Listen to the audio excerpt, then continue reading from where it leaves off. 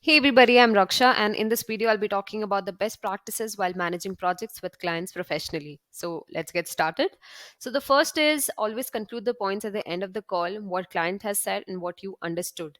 So generally, when you're a call with client, a client used to come up with so many requirements. He keeps on talking, and you don't have a static action point that what you need to do. So always conclude the points that hey.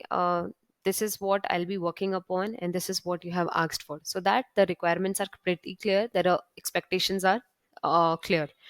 Next, have written record proof of the conclusion after call, one copy to client and one on Teams channel. So when the call is over, make sure you have a written copy of it, a written record of it, so that you are setting a clear expectations that this is what we discussed, and next this is what I'm going to work upon. Writing things always makes it easy, and I believe that this is very essential when you are talking internationally with your clients, because with time you will see that this is more efficient, and it will give you more clarity. Next, while presenting, ensure you have your files open whichever are required to present. So generally when you are on a call with client, some developers, what they do is they open the files and they check for their folders, ki, where is my file present or what all I need to show. So just do the study beforehand, before jumping into the call. Keep your files ready open so that you are not wasting your time with your client. Next, while presenting, make sure you have the agenda plan in prior in your notes. Actually, this has to be the first point. Whenever you enter the call, just make sure that what are the points that you're going to talk about, so that you have a clear agenda, and you just open that sticky note at the side, and the client is also aware that hey, this is all what we need to talk about. So he has that idea that this is all the call, what the call is all about.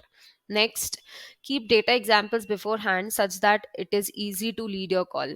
Okay, so I believe that whenever you're trying to explain your things, examples are the best way to put your information more efficiently forward.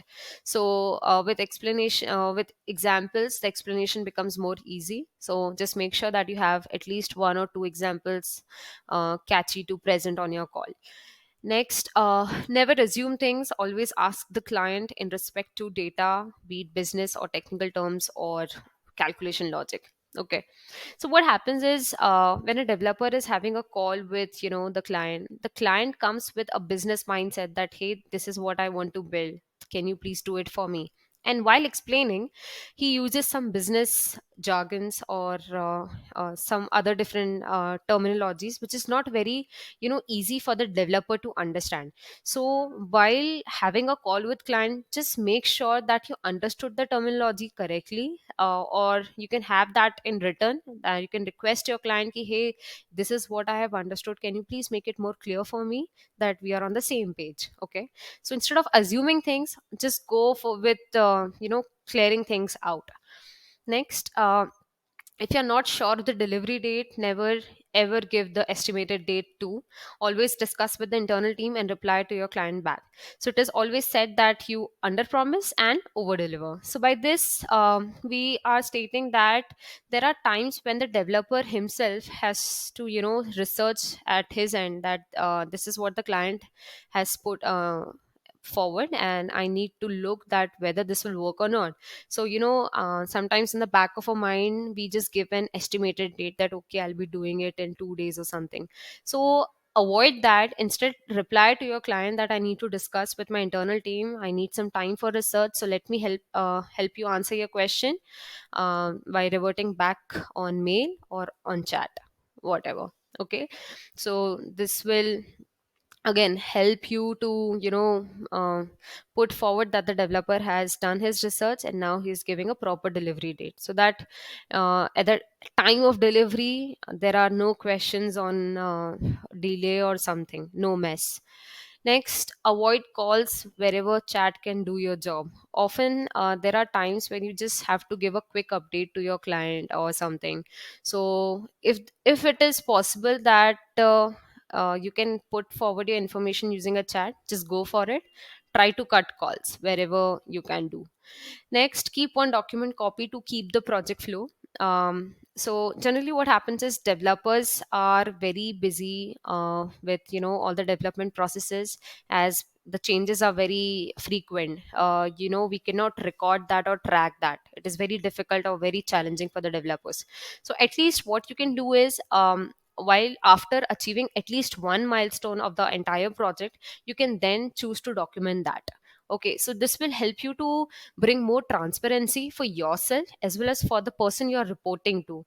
So also, if some other developer joins in the project in the middle of the time, so he will also have an idea that what the project is about, what are we going to do, and what is the purpose, where are the files, what does it say. So when you have this all things documented, it saves so much of time of everyone around in the project. Okay, next, always organize your mails.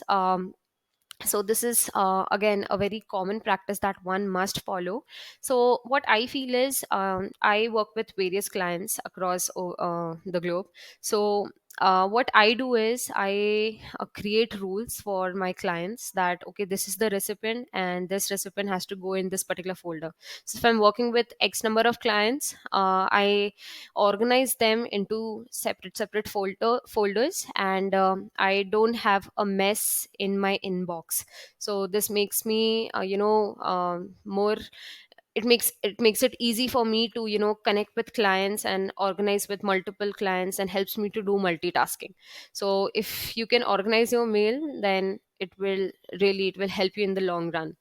Next, if you're planning a leave, inform your client in advance, respect to your leave duration, obviously. So a client has to know your availability, and he has to know that what are your working hours.